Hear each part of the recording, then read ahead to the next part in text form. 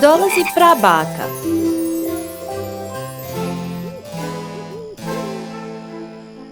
Gde si pošao, mališa?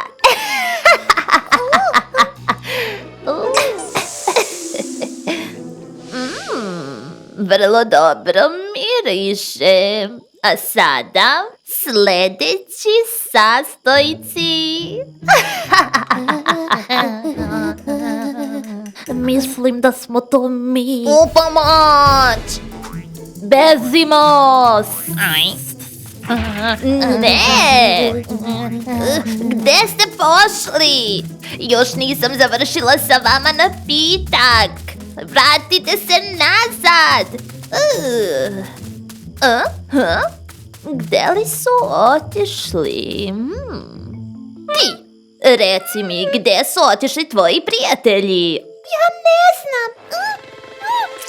Hej!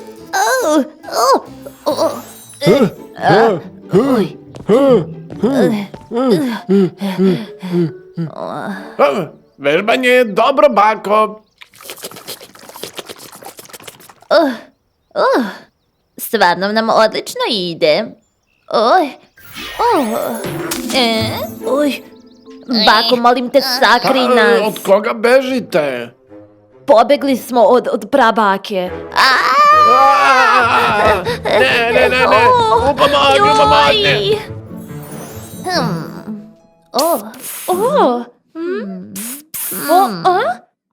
Tišina, molim vas. Šta je ovo? Mislim, moraš da budeš tih u biblioteci. Bako, zašto se kriješ tamo? Krijemo se od prabake. Šta? Da li je prabaka ovde?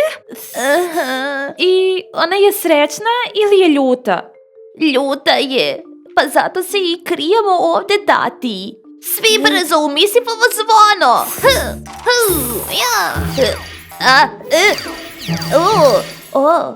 Ali šta oni rade? Bežimo od prabake, Misifu. Traži dušo da vidiš gde su svi. Traži da vidiš gde su svi. One... Hej, čekaj malo, ja sam ipak stariji od tebe. Hajde, dušice, potraži.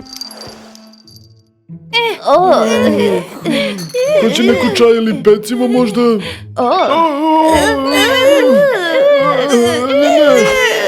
Društvo, pustite me unutra. Žao mi je, Misifu, ali ovde više nema mesta ni za koga.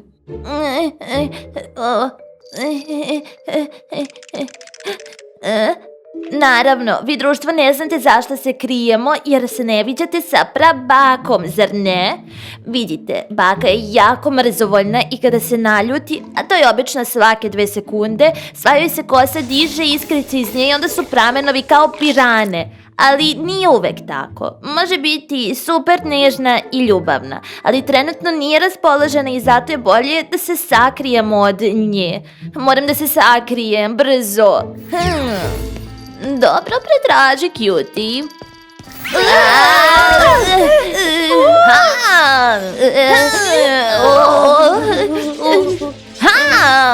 Tati, prabaka me jako plaši.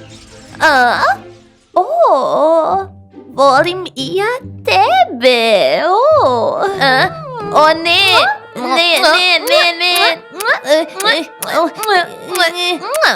Pa da vidimo, gde sam ono stala?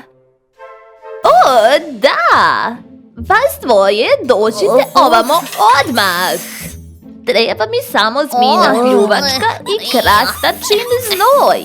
Tak, sa tim ću onda da upotpunim svoj napitak. Wow! To je to. Imam sve što mi je potrebno da završim napitak.